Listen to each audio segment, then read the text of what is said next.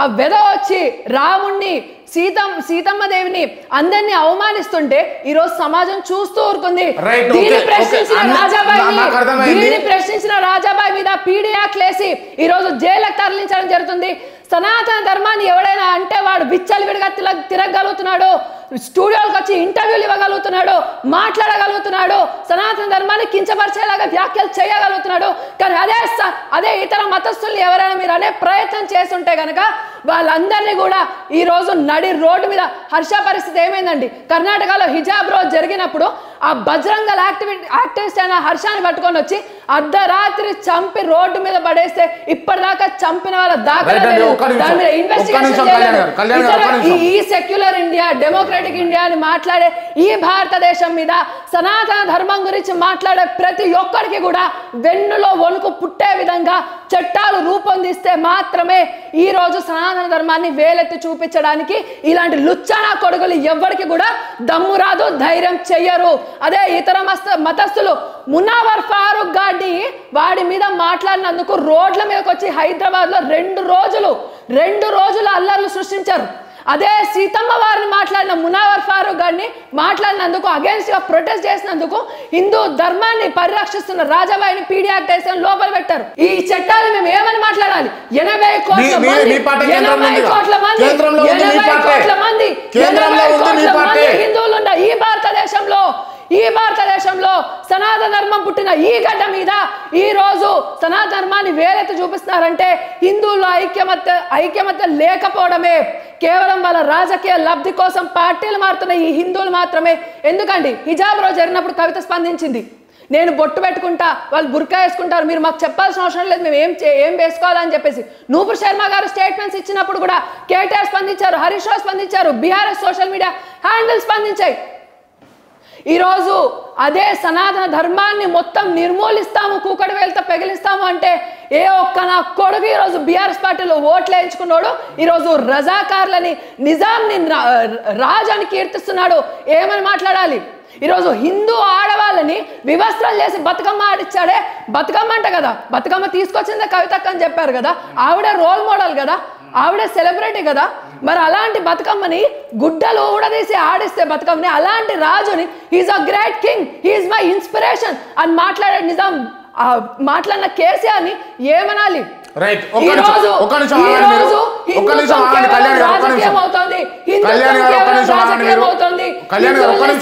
ధర్మాన్ని ఆపే ప్రయత్నం చేస్తున్నారు. దీన్ని నిర్మూలించే ప్రయత్నం ఇప్పుడు కాదు, బ్రిటిషర్స్ ఇన్వైట్ చేసినప్పుడు జరిగింది. కాంగ్రెస్ గత 70 సంవత్సరాలుగా చేసింది. ఇప్పుడు నరేంద్ర మోదీ గారి పరిపాలనలో ప్రతి ఒక్కరికి కూడా ఐకమత్యం ఉండే విధంగా ప్రతి ఒక్కరిని కూడా సంఘటితం చేస్తూ దేశం కోసం ముందుకు తీసుకెళ్తున్న ప్రధానమంత్రి రోజు నరేంద్ర మోదీ గారు ఉన్నారు కాబట్టి కనీసం ఈ కుక్కలు వీధి వెంబడి తిరగగలుగుతున్నాయి. సూపర్ కళ్యాణ్ గారు, కూల్. అసలు సనాతన ధర్మం గురించి ఉదయనిధి స్టాలిన్ చేసిన వ్యాఖ్యలు ఖండించాలి. ఇక్కడ సనాతన ధర్మం గురించి ఉదయనిధి స్టాలిన్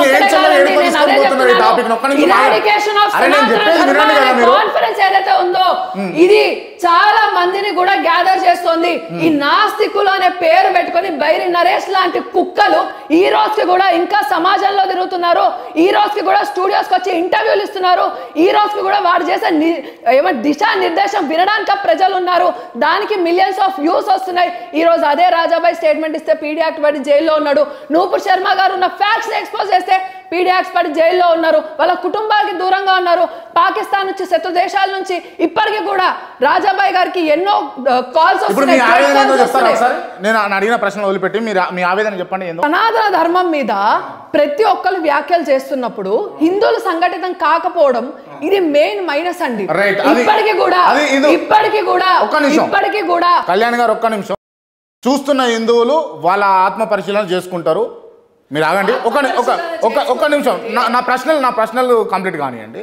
సనాతన ధర్మం పైన ఉదయనిధి స్టాలిన్ గారు చేసినటువంటి వ్యాఖ్యలు వేస్ట్ గాడు, అవులగాడు చేసిండు, అంది రాంగ్. ఆయన తల తీసుకురా అన్న స్వామీజీ కరెక్టా రాంగ్? కరెక్టే అని చెప్తున్నా. ఒక మహిళని వివస్త్ర చేస్తే, రేప్ చేస్తే, మానభంగం చేస్తే, అత్యాచారం చేస్తే, చంపేస్తే వాడికి ఉరిశిక్ష పడుతుంది చూడండి. ఇదే సనాతన ధర్మాన్ని 80 కోట్ల హిందువుల యొక్క మానాన్ని, ప్రాణాలని వీళ్ళు రేప్ చేస్తున్నారు ఇప్పుడు ఎవరు ఇలాంటి స్టేట్మెంట్స్ ఇచ్చి మానభంగం చేస్తున్నారు ఎవరు చేశారు ప్రతి ఒక్కరు ఎవరైతే సనాతన ధర్మాన్ని వేలెత్తి చూపించారో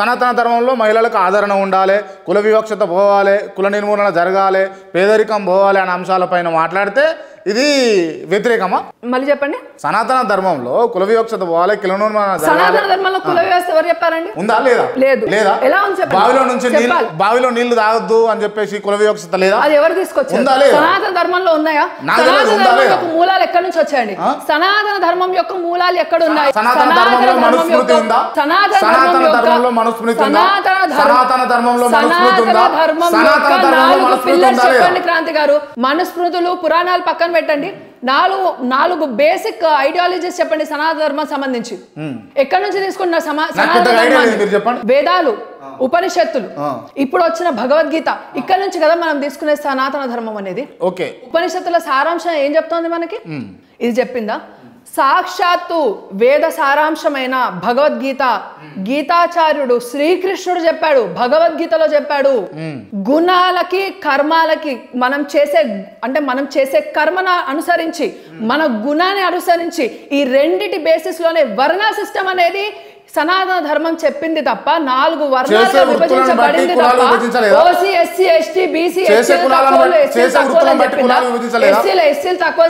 కులాలను బట్టి వృత్తులను విభజించలేదా చేసే కులాలు ఏంటండి చేసే వృత్తులను బట్టి కులాలను విభజించలేదా అంటున్నా అదే చెప్తున్నా అండి కర్మ నేను పుట్టుకతో బ్రాహ్మణ్ ఇప్పుడు ఫర్ ఎగ్జాంపుల్ నేను పుట్టుకతో బ్రాహ్మణ్ అయినా వేరే కులస్తులు ఇప్పుడు మీరు తీసుకున్న కాన్స్టిట్యూషనల్ బేసిస్ ఆఫ్ డివిజన్స్ ఏవైతే ఉన్నాయో క్యాస్ట్ బేస్డ్ డివిజన్స్ సనాతన ధర్మము ఏదైతే గ్రంథాలు చూసే కోణంలో అదే మా కాన్స్టిట్యూషన్ గా తీసుకుంటారు అందులో మీరు చెప్పేది ఏమంటే మంగళ పని చేసేవాళ్ళు మంగళంలో ఉండాలి చాలా తప్పు ఇది చాలా తప్పు క్రాంతి గారు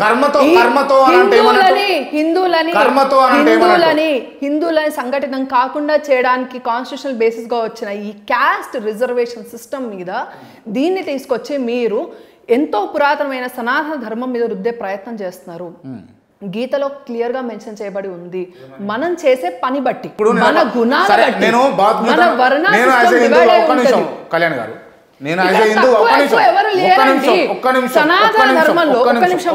మీరు ఆగండి సనాతన ధర్మం గురించి మాట్లాడుతున్నారు భగవద్గీత గురించి మాట్లాడుతున్నారు బాగుంది కానీ నేను యాజ్ ఏ హిందూగా మాట్లాడుతున్నా నాకు రెస్పెక్ట్ ఉన్నది భగవద్గీత అన్నా లేకపోతే రామాయణం అన్నా కూడా మీరు రెస్పెక్ట్ ఇచ్చినప్పుడు మరి అసలు క్వశ్చన్ కంప్లీట్ కానిస్తారా కానియరా అండి ఇప్పుడు భారతదేశం అంతటా కూడా రాజ్యాంగం మీద నడుస్తుందా లేకపోతే భగవద్గీత మీద నడుస్తుందా రాజ్యాంగంలో ఏముంది భగవద్గీత తప్పనుందా ఉందా నేను అంటలేను నేను దేనిపై నడుస్తుందో దానికి సమాధానం చెప్పండి మీరు భగవద్గీత తప్పని చెప్పిద్దా నేను చెప్పలే లాజికే కదా మరి మీరు అడిగింది లాజికే కదా మీరు ఇక్కడ తీసుకొచ్చిన పాయింట్ ఏమో సనాతన ధర్మం మీద రుద్దుతున్నారు కుల వ్యవస్థను సనాతన ధర్మం మీద రుద్దుతున్నారు మరి అదే తీసుకెళ్లి నాకు ఎటువంటి వివక్షత లేదు నేనేమంటున్నా అంటే అసలు ఉన్నదా ఆయన స్టాలిన్ అన్నటువంటి మాటలు ఏంటి అంటే కుల వివక్షత పోవాలి కాన్స్టిట్యూషనల్ బేసిస్ గురించి మాట్లాడుతున్నారు ఒకటే దారి క్రాంతి గారు వన్ వే ఇది 2 దారులు వద్దు ఒకటే దారి గురించి మాట్లాడండి నాతో మీరు సనాతన ధర్మం గురించి మాట్లాడే ప్రయత్నం చేస్తున్నారు ఈ క్యాస్ట్ సిస్టమ్ ని కాన్స్టిట్యూషనల్ బేసిస్ గా హిందువుల మీద రుద్ది కాకుండా నేను ఒకటి అడుగుతా చెప్పండి సనాతన ధర్మంలో కానీ మనుస్మృతిలో కానీ ఈ సతీ సాగమనం కావచ్చు లేకపోతే అంటరానితనం కావచ్చు లేకపోతే కుల వివక్షత కావచ్చు ఇవన్నీ ఉన్నాయా లేవా చెప్పండి నాకు తెలియదు ఉన్నాయా లేవా ఇవన్నీ అబాలిష్ అయిపోయండి ఉన్నాయా లేవా చెప్పండి అంటే రాసి రాలా నేను హిందుత్వంలో సనాతన ధర్మంలో బేసిక్స్ మనుస్మృతి కాదండి మనుస్మృతి అంటే మీకు గౌరవం ఉందా మనుస్మృతి అనేది మనుస్మృతి అంటే మీకు గౌరవం ఉందా సనాతన నేను అడిగిన దానికి సమాధానం చెప్పండి మేడం మీరు మనుస్మృతి అంటే మీ గౌరవం మనుస్మృతిని పక్కన పెట్టేసేయండి మనుస్మృతిని పక్కన పెట్టేసేయండి మీరు మీరు అడుగుతున్నారు కదా నన్ను ఈ ఏమంటారు ఈ అంటరానితనం గురించి నేను ప్రతి దానికి సమాధానం చెప్పడానికి సిద్ధంగా ఉన్నాను మీరు వినడానికి సిద్ధంగా ఉన్నారా నేను వర్ణ సిస్టమ్ కులానికి సంబంధించి క్యాస్ట్ బేస్డ్ గురించి మీరు మాట్లాడతారు నేను సనాతన ధర్మాన్ని మీరు దాని మీద రుద్దుతున్నారు మీరు అది చెప్తున్నారు కదా నేను క్లియర్ గా నేను ఒకటే ఒక ఆన్సర్ ఇస్తుంది సనాతన ధర్మంలో ఓన్లీ ఒక 3 డివిజన్స్ ఉన్నాయండి మీరు ఏ జీవినైనా చూడడానికి 3 డివిజన్స్ ఉన్నాయి. అంటే దీన్ని మించిన 4వ డివిజన్ ఇంకొకటి లేదు. ఆ 3 డివిజన్లు ఏందో చెప్పరా? ద్వైత సిద్ధాంతం, అద్వైత సిద్ధాంతం, విశిష్ట అద్వైత అవన్నీ ఏం సిద్ధాంతం. తెలనోడు ఈ ఎట్లా చూడాలి? 3 సిద్ధాంతాలు సరే, కాకుండా అవన్నీ మీకు తెలుసు. నేను చెప్తానండి, తెలనోడు ఎట్లా నేను బతకాలా? చెప్తానండి. తెలియనోడు ఎట్లా బతకాలి అంటే తెలియదు కాబట్టి మీరు సనాతన ధర్మం మీద బురద జల్లే ప్రయత్నం చేస్తున్నారంటే తప్పండి. సనాతన ధర్మంలో లూప్ హోల్స్ ఎతికే ప్రయత్నం చేస్తున్న వీళ్ళందరూ కూడా ఈ సనాతన ధర్మంలో ఉన్న ఆ నాలెడ్జ్ యొక్క పవర్ని డిస్ట్రాయ్ చేయడానికి తరతరాలుగా ప్రయత్నిస్తున్న వాళ్ళే. ఎందుకంటే వీళ్ళ యొక్క ఐడియాలజీని సొసైటీ మీద రుద్దే ప్రయత్నం చేయాలి కాబట్టి. ఇది ఆల్రెడీ ఇది అప్గ్రేడెడ్ వర్షన్ కాబట్టి ప్రతి ఒక్క జీవికి సంబంధించి ఎన్నో ఆధారాలు ఉన్నాయండి. ప్రతి ఒక్క సెల్ గురించి, డిఎన్ఏ గురించి మాట్లాడుతుంది మన సనాతన ధర్మం. వేదాలు మాట్లాడితే ఎంతో నాలెడ్జ్ ని ఇప్పుడు మనకి ఒక జ్ఞాని ఉండడం, అజ్ఞాని ఉండడం, ఒక చిన్న లైన్ ఉంది, ఒక లైన్ ఉందండి. దీని ఈ గీతని చిన్నగా చూపించాలి అంటే పక్కన పెద్ద గీత వేయాలి. పెద్ద గీత ఉన్నంత మాత్రం ఈ గీత చిన్నగా అయిపోదు. కానీ ఇప్పుడు రాజకీయ వ్యవస్థలో ఇప్పుడు జరిగే ప్రయత్నం, ప్రతి ఒక్కరు చేసే ప్రయత్నం కూడా అదే. సనాతన ధర్మాన్ని చిన్నగా చూపించడానికి పక్కన ఈ సనాతన ధర్మం అనేది మూఢనమ్మకం అనే ప్రయత్నం చేస్తూ ఇంకా వేరే ఇతర ఈ కోణాల్లో అంటే మేము నాస్తికులం అని చెప్పుకుంటూ ఒకళ్ళు, లేకపోతే మేము ఇంకో మతాన్ని నమ్ముతాం కానీ దీన్ని అరే నువ్వు విశ్వసించకరా భయ్, నేను ఎవడు విశ్వసించమన్నాడు? ఎవడైతే దీన్ని చదువుతున్నాడో, ఎవడైతే తెలుసుకున్నాడో వాడు ముక్తిని చెందాడు. నువ్వు తెలుసుకున్నావా నువ్వు ధన్యుడివి, లేదా నీ ఇష్టం, అది it's your life and your ideology. Okay, ఈ లైన్ చిన్నగా చూడడానికి ఒక పెద్ద గీత గీస్తూ ఈ సనాతనాన్ని అంతమొందించే ప్రయత్నం చేసే మూల కారణం వాళ్ళ ఐడియాలజీని సొసైటీ మీద రుద్దే ప్రయత్నం మాత్రమే. దయచేసి సనాతన ధర్మం చెప్పిన విధంగా ఈ ద్వైత, అద్వైత, విశిష్ట అద్వైత సిద్ధాంతాల్లో ఎక్కడ కూడా ఒక జీవి తక్కువ, ఒక జీవి ఎక్కువ అని మెన్షన్ చేసింది లేదు. లేదు. దయచేసి ఈ ధర్మానికి సంబంధించి ఇవే కోణాల్లో తీసుకొని వస్తూ దీన్ని అంతమొందించే ప్రయత్నం చేసిన అందరినీ కూడా ఎలా శిక్ష పడాలో అలా శిక్షించడమే దీనికి మార్గం. Okay madam, super. అండ్ నాకున్న డౌట్ ఏంటంటే నేను కూడా కొన్ని ఓల్డ్ ఫిలిమ్స్లలో కావచ్చు, లేకపోతే కొన్ని పుస్తకాలలో ఆ కుంటలో నీళ్లు తాగొద్దు, లేకపోతే చెప్పులు చేతిలో పట్టుకోవాలా, లేకపోతే కుల వివక్షత, ఇవన్నీ చూసినాం కదా. ఇవి ఎట్లా వచ్చినాయి, అవి రావడం ఎట్లా వచ్చినాయి అని దానికి ఎవరు పునాదులు వేసారు అన్నది ఒక. క్రాంతి గారు మనుషుల మెంటాలిటీ చూడండి ఎలా ఉంటుంది. ఇప్పుడు మీరు నేను ఉన్నాం అనుకోండి, మిమ్మల్ని డామినేట్ చేయాలని నాకుంటుంది, నన్ను డామినేట్ చేయాలని మీకుంటుంది. లేకపోతే ఒక గ్రూప్ ఆఫ్ పీపుల్ ఉంటే నా కులపోళ్ళు అంటే పక్క కులపోళ్ళని డామినేట్ చేయాలి, లేకపోతే ఆ కులపోడు మా కులపోడుని డామినేట్ చేయాలనే ఇది వచ్చేస్తుంది. అదే మీరు స్టేట్ తీసుకోండి, లాంగ్వేజెస్ పరంగా కూడా తీసుకోండి. తెలుగు, తమిళ్ ఎంత కొట్లాటలు జరిగినాయి అప్పట్లో. భాష మీద యుద్ధాలు జరగలేదు. అరే నీ భాష ముందా, నా భాష ముందా. దాని తర్వాత నేషన్స్కి కూడా సంబంధించిన కూడా నువ్వు తోప నేను తోప. ఇదంతా కూడా ఏంటి అంటే ఈ వర్ణ సిస్టమ్ని తీసుకొని వచ్చి అప్పుడు వాళ్ళకున్న యాక్సెసిబిలిటీని కాంగ్రెస్ ఇచ్చింది అండి. కాంగ్రెస్ అంతకు ముందుకు సంబంధించిన అంటే భూస్వాములు ఉంటారు చూడండి, భూస్వాములు కూడా ఏం చేశారంటే వాళ్ళ డామినేషన్ ఉండడానికి వాళ్ళు ఏం చేశారంటే ఓన్లీ వాళ్ళ ఫ్యామిలీకి సంబంధించి దాన్నే మళ్ళీ క్యాస్ట్ బేస్డ్ గా తీసుకొని వచ్చేసేయడం, వాళ్ళ జనరేషన్స్ బేస్డ్ గా తీసుకొని రావడం. భూస్వాముల బ్రాహ్మణుల అండి, బ్రాహ్మణులు ఏం చేశారండి అంటే నేను అడుగుతున్నా, బ్రాహ్మణులు ఏం చేశారండి? ఎందుకు టార్గెట్ చేస్తారండి? ఎందుకు టార్గెట్ చేస్తారు బ్రాహ్మణులు? అసలు అడుగుతున్నాను అంటే నేను ఒక విషయం చెప్తానండి. అంటే ఒక అబుదాబి నుంచి అంటే దుబాయ్ నుంచి వచ్చిన సుల్తాన్ ఏమో ఇక్కడ వచ్చి జై శ్రీరామ్ అంటాడు, ఒక యూకే ప్రైమ్ మినిస్టర్ వచ్చి జై శ్రీరామ్ అని అంటాడు. ఒక పోప్ ఇది భారతదేశం మీద అడుగు పెట్టాలంటే ఫస్ట్ మోపేది నా పాదం కాదు నా తల అని చెప్పేసి ఈ గడ్డకి మోకరిల్లుతాడు, ఈ మట్టిని శిరస్సును దాలుస్తాడు. ఇంత గొప్ప ధర్మం ఉంది ఈ భారతదేశం మీద. కానీ ఇదే వర్ణ సిస్టమ్ అని, ఇదే క్యాస్ట్ సిస్టమ్ అని ఎవరైతే వేదాలు చదువుతారో వాళ్ళనే టార్గెట్ చేస్తూ వాళ్ళే సుపీరియర్ అంటే ఆబ్వియస్లీ అండి మన ధర్మాలు చెప్తున్నది బ్రాహ్మణ కోణము పుట్టుకతో కాదండి. బ్రాహ్మణ కోణం అనేది నువ్వు నేర్చుకున్న విద్య బట్టి. ఎంతమంది వేదాలు ఎవరైనా నేర్చుకోవచ్చు, వేదాలు ఎవరైనా నేర్చుకోవచ్చు. వర్ణ సిస్టమ్ అనేది ఉందని చెప్తున్నా కదా హిందూ ధర్మంలో. పిచ్చి పట్టిందా నీకేమైనా? ఎప్పటి నుంచి చూస్తున్నా ఇదే టాపిక్.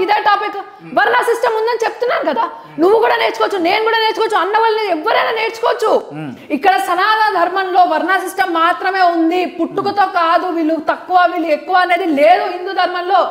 ఎందుకు మాట్లాడుతున్నా నాకు అర్థం కాదు. వర్ణ సిస్టమ్ ఉంది, నీ క్లారిటీ లేదా? ఇప్పుడు కీసరాగా మన వేద పాఠశాలకు పోతే ఎంతమంది నాన్ బ్రాహ్మిన్స్ అక్కడ వెళ్ళి వేదం నేర్చుకుంటున్నారు? నీ క్లారిటీ ఉందా లేదా? ఎంతమంది వేద పాఠశాలలో ఓన్లీ బ్రాహ్మిన్స్ మాత్రమే అర్హులు అని చెప్పేసి ఎక్కడైనా చెప్పారా? అరే క్యాస్ట్ సిస్టమ్ అబాలిష్ చేయమంటే సగం మంది ఎస్సీ ఎస్టీలు రోడ్డు మీదకి వస్తారు మా రిజర్వేషన్ దొరకదని చెప్పేసి. మొన్న మణిపూర్లో జరిగిన ఇష్యూ కూడా ఈ క్యాస్ట్ రిజర్వేషన్ బేస్డ్ మీదనే జరిగిన అల్లర్లే ఇవన్నీ. హిందువులందరినీ ఐక్యంగా ఉండకుండా చేసిన క్యాస్ట్ బేస్డ్ సిస్టమ్ని నిర్మూలించాలి అంటే ఈ రిజర్వేషన్స్ అనే ఒక ఏమంటారు ఒక కుక్కకి బిస్కెట్లు పడేసినట్టు పడేసి మనల్ని ముందుకు తీసుకెళ్లే ప్రయత్నం చేస్తున్నారు. అప్పుడు జరిగిన సిచ్యువేషన్స్ వల్ల అప్పుడున్న భూస్వాములు వాళ్ళ డామినెన్స్ని చూపించుకోవడానికి ఈ బావిలు మావి, దీంట్లో అడుగు పెట్టద్దు, లేకపోతే ఇవి మావి, ఈ గుడి మాకే సొంతము, దేవుడు మావాడే, మేమే వెళ్ళి పూజలు చేసుకోవాలి, మాకే ప్రియారిటీ ఉండాలని చెప్పేసి అవన్నీ కనిపెట్టిన దాన్ని తీసుకొని పోయి అసలు ఎక్కడ ఇలాంటివి మెన్షనే చేయలేని సనాతన ధర్మం మీద రుద్ది ఇప్పుడు అది మొత్తాన్ని తప్పు అని చూపించే ఈ ఈక్వేషన్స్ ఏంటి చెప్పండి, నాకు అర్థం కాదు. ఇది చాలా తప్పు క్రాంతి గారు. మీలాంటి మీడియా ఛానల్స్ కూడా ఈ ధర్మాన్ని ముందుకు తీసుకెళ్లే ప్రయత్నం చేయాలి, కానీ దీనికి ఎక్కడికక్కడ ప్రతి దానికి కూడా మెలికబెట్టి దానికి ముడేసి లాగి దాన్ని చేసుకుంటున్నారు. నేను దాంట్లో ఉన్న తప్పిదాలు జనాలు అనుకుంటున్నటువంటి విషయాలు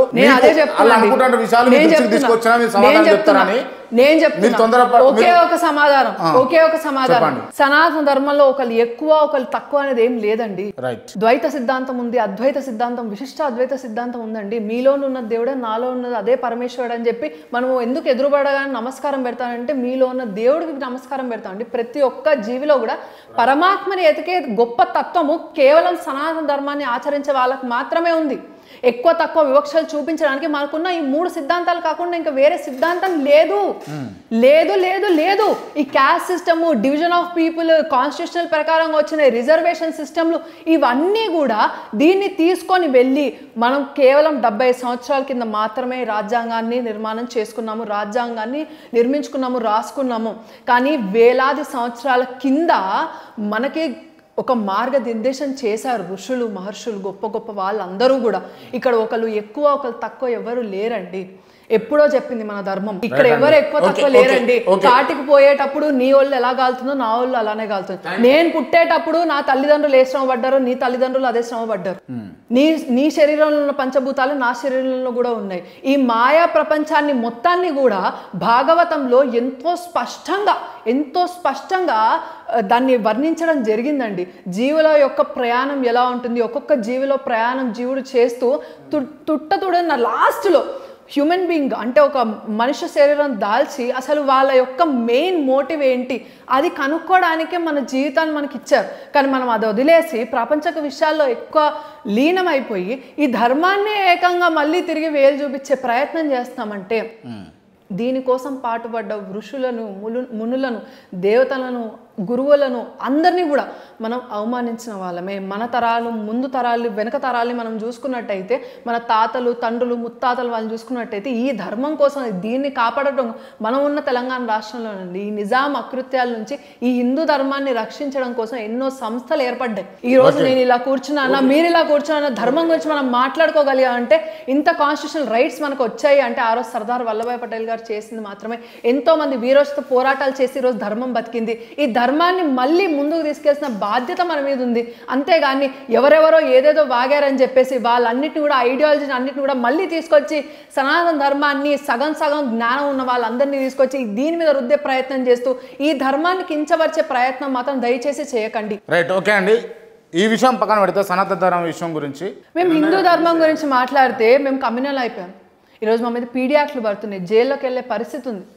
అదే ఫేస్బుక్ ఓపెన్ చేయండి, ముస్లిమ్స్ పెడతారు, అరే నేను 10 మందిని అన్నాను, ఇంకో 10 మందిని అంటా, నా జనాభా పెంచుకుంటా, రేపు భారతదేశంలో పాకిస్తాన్ జెండా ఎగరేస్తాను వాడు ఈజీగా ఫేస్బుక్లలో పెట్టుకోగలుగుతాడు, ఈజీగా ఇన్స్టాగ్రామ్లో పెట్టగలుగుతాడు, ఈజీగా కామెంట్స్ చేయగలుగుతాడు.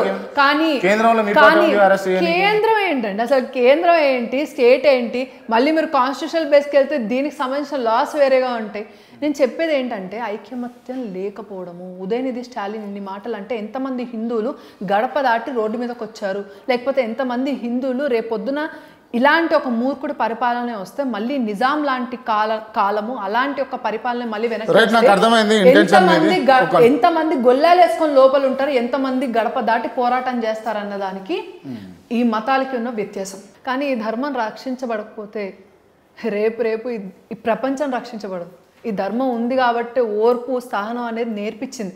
ప్రతి ఒక్కళ్ళు అంటే సమానంగా ఇంకొక వ్యక్తిని ఎలా చూడాలో నేర్పించిందండి. మనుగడ ఎలా సాగాలో అండి. ఓకే, భార్గవి కళ్యాణ్ గారు, అంటే నేను పర్టికులర్గా ఈ క్వశ్చన్ మిమ్మల్ని మొదటిగానే చెప్పిన, కొన్ని క్వశ్చన్లు మిమ్మల్ని అడగాలి, మీ నుంచే సమాధానం వినాలని చెప్పేసి.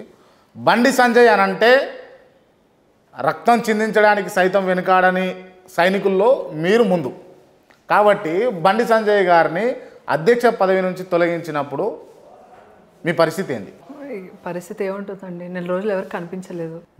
మా బాధ ఏంటి, మేము ఎలా ఏడ్చాము అనేది 4 గోడలకే తెలుస్తుందేమో. వాటికి నోరు ఉంటే కనుక అవి ఇంటర్వ్యూ ఇచ్చేవి మీకు, కానీ చాలా చాలా బాధ అనిపించింది ఇది. ఎందుకంటే ఆయన పోరాటం అలా ఉండిందండి ఈ రాష్ట్రంలో. అంటే బిఫోర్ సంజయ్ అన్న ఏంటి పార్టీ అనేది ఆ ట్రావెల్ చేసిన వాళ్ళే చెప్తున్నారు. ఆఫ్టర్ సంజయ్ అన్న పార్టీ ఏంటి అనేది కూడా ట్రావెల్ చేసిన వాళ్ళు చెప్తున్నారు. They can clearly differentiate between before and after. అంటే ఒక గీత పడిపోయింది అనమాట. బీజేపీ తెలంగాణ అంటే బిఫోర్ బండి సంజయ్ అన్న, ఆఫ్టర్ బండి సంజయ్ అన్న, ఇది అయిపోయింది. ఇది మార్క్.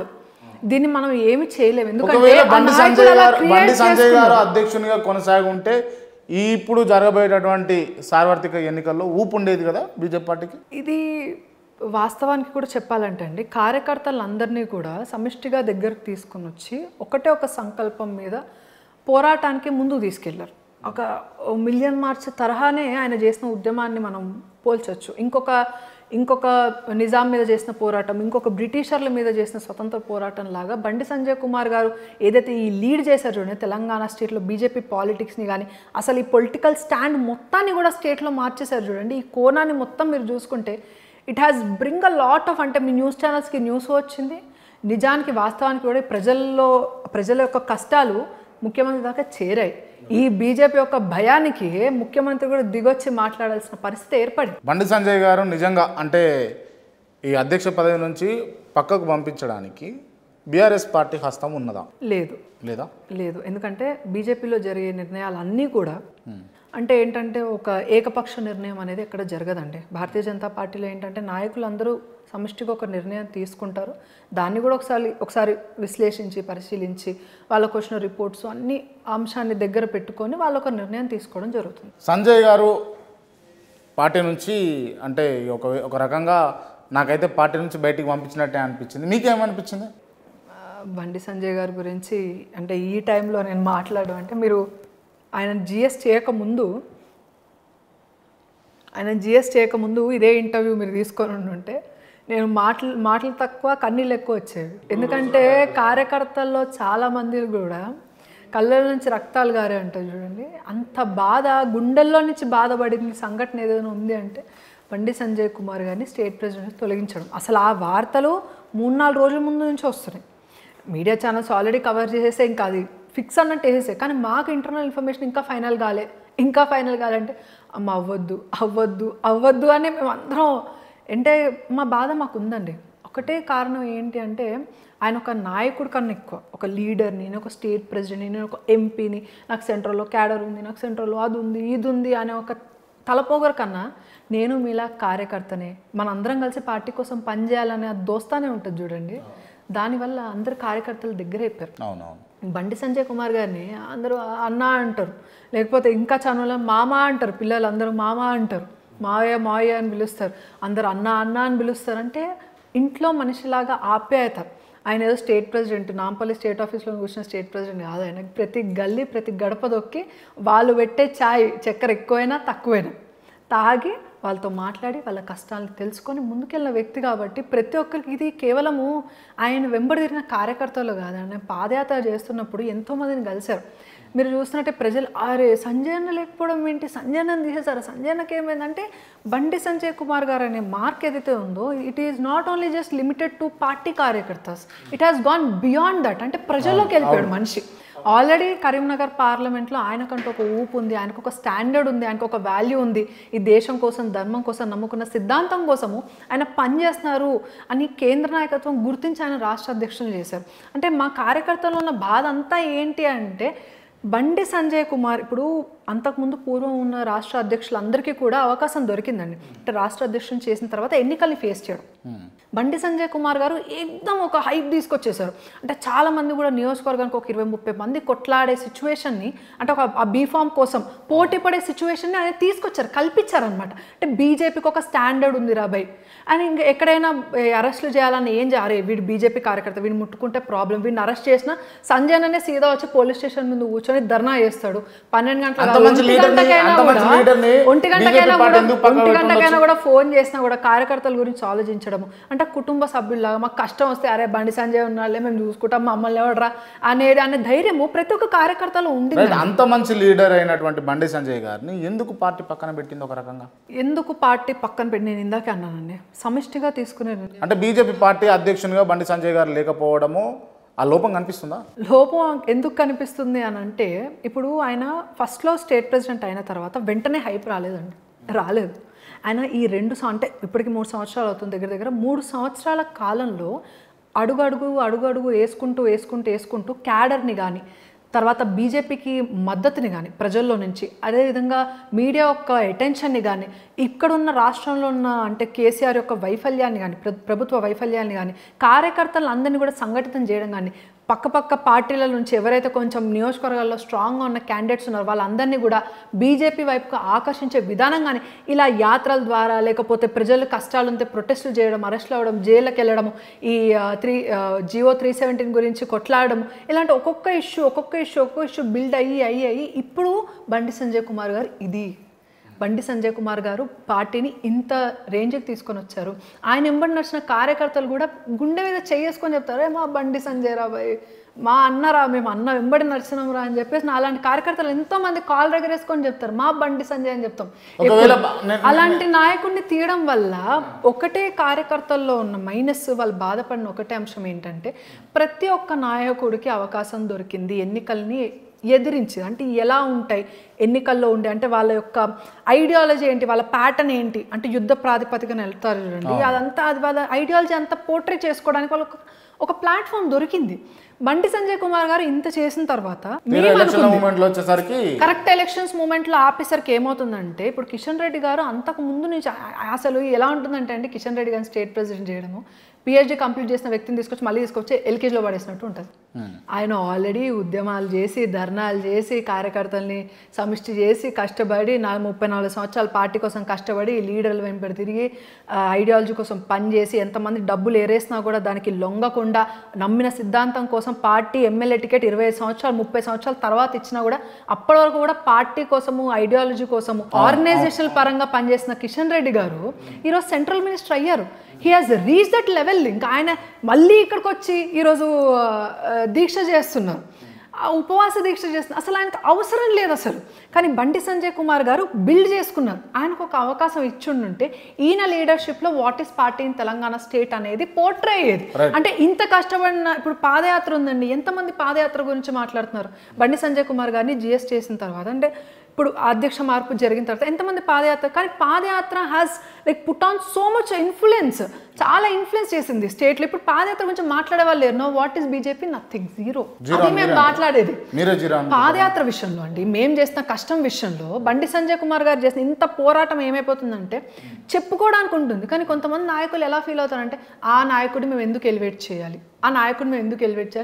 కొన్ని అంశాలని తగ్గించే ప్రయత్నం చేయాలి. అదే బండి సంజయ్ కుమార్ గారు ఉండుంటే, ఇదే నాయకత్వం వెనక ఉండుంటే ఈ పార్టీకి ఇదే బీజేపీ ఫ్లో ఇంకొంచెం ముందుకు వెళ్ళేది. సో మేము బాధపడేది ఒకటి, బండి సంజయ్ కుమార్ గారి నేతృత్వంలో ఎలక్షన్స్లోకి వెళ్ళలేకపోయాము.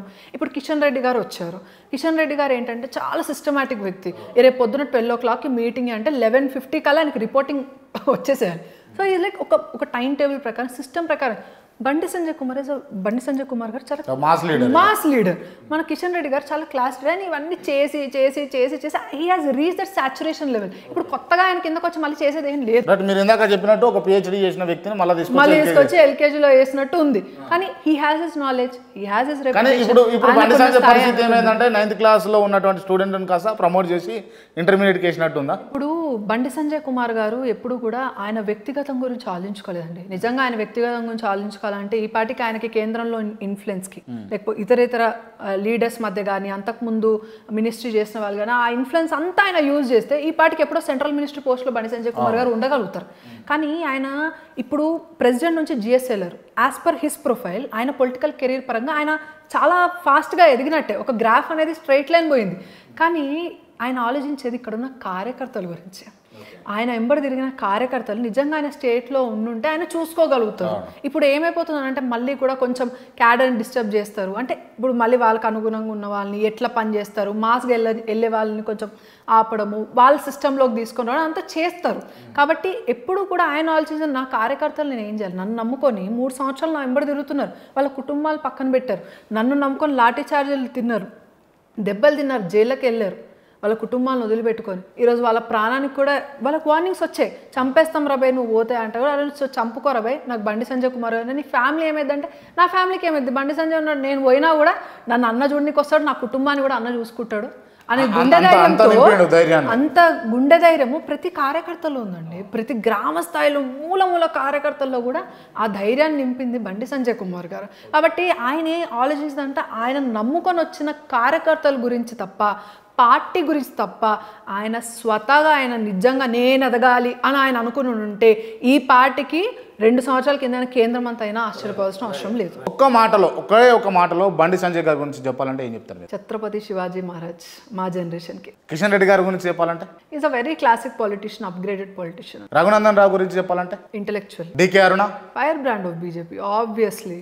విజయశాంతి నేనేం చెప్పలేను అక్క గురించి. ఈటల రాజేందర్ ఆయన రాజకీయ అనుభవజ్ఞుడు, సింపుల్ యాజ్. కేసీఆర్ నమ్మించే వ్యక్తి, మోసం చేసే వ్యక్తి అంతే. కేటీఆర్ ట్విట్టర్ టిల్లు, ఇప్పుడు ట్విట్టర్ ఎక్స్గా అప్డేట్ అయింది, ఎక్స్ టిల్లు అని పిలవాలి ఇప్పుడు ఆయన. కవిత లిక్కర్ క్వీన్ అంటే మళ్ళీ లిక్కర్ గురించి క్వశ్చన్స్ అడుగుతారేమో కదా. షర్మిల ఒక రాష్ట్రాన్ని అన్న పాలిస్తున్నాడు, ఇంకో రాష్ట్రాన్ని చెల్లి ఆడబడుచు కట్నంగా తీసుకునే ప్రయత్నం చేస్తారు. రేవంత్ రెడ్డి గోడ మీద పిల్లండి ఆయన. ఉత్తమ్ కుమార్ రెడ్డి అసలు అలా హైప్ చేయాల్సిన అవసరం లేదు. భార్గవి కళ్యాణి ప్రజలు ఆదరిస్తే గొప్ప నాయకురాలు.